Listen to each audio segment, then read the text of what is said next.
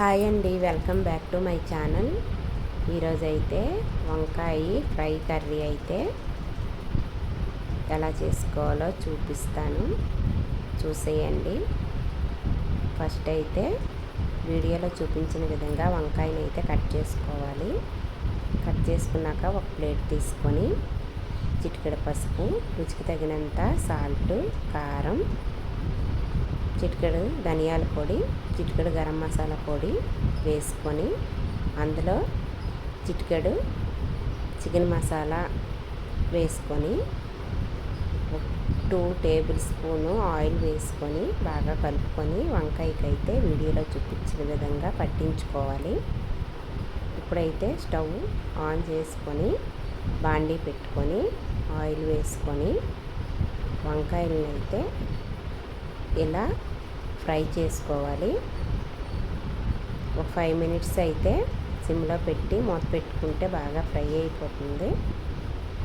ఇప్పుడు చూడండి, వంకాయలు అయితే బాగా మగ్గిపోయి ఇప్పుడైతే తిరగేసుకొని ఒక 2 మినిట్స్ అయితే మూత పెట్టుకుంటే బాగా ఫ్రై అయిపోతాయి. ఇలాగే అన్నీ చేసుకోవాలి. ఇప్పుడైతే ఇవి తీసి పక్కన పెట్టుకొని మరి కొంచెం ఆయిల్ అయితే వేసుకోవాలి.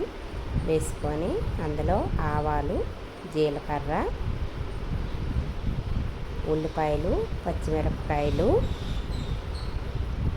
వేసుకొని బాగా ఫ్రై చేసుకోవాలి. దంచుకున్న అల్లం తెల్లుల్లి పేస్ట్ అయితే వేసుకొని బాగా ఫ్రై చేసుకోవాలి. చేసుకున్నాక బాగా ఫ్రై అయ్యాక టమాటా వేసుకోవాలి.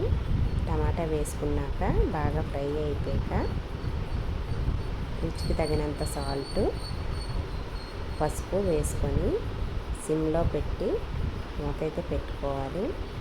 వంకాయలు వేసుకున్నాం కాబట్టి ఆనియన్స్కి తగినట్లు వేసుకోవాలి. ఇప్పుడైతే మూత తీసి చూసాక బాగా మగ్గిపోయింది. ఇప్పుడు రుచికి సరిపడంత కారం అయితే వేసుకోవాలి. వేసుకొని ఇటు అటు కలుపుకొని వేయించిన వంకాయలు అయితే అందులో వేసుకొని ఒక 5 మినిట్స్ అయితే మూత పెట్టుకోవాలి. సిమ్లో పెట్టి చూడండి, ఆయిల్ పైకి తేలిందిగా. ఇప్పుడైతే కూర రెడీ అయిపోయినట్లే. కొత్తిమీర వేసుకొని సర్వ్ చేసుకోవడమే. ఈ వీడియో నచ్చితే please like, share, subscribe and comment చేయండి. ఇది తెలియని వాళ్ళకి మాత్రమే చెప్తున్నా. కూర అయితే సూపర్గా వచ్చింది. ఇలా ట్రై చేయండి. Thank you.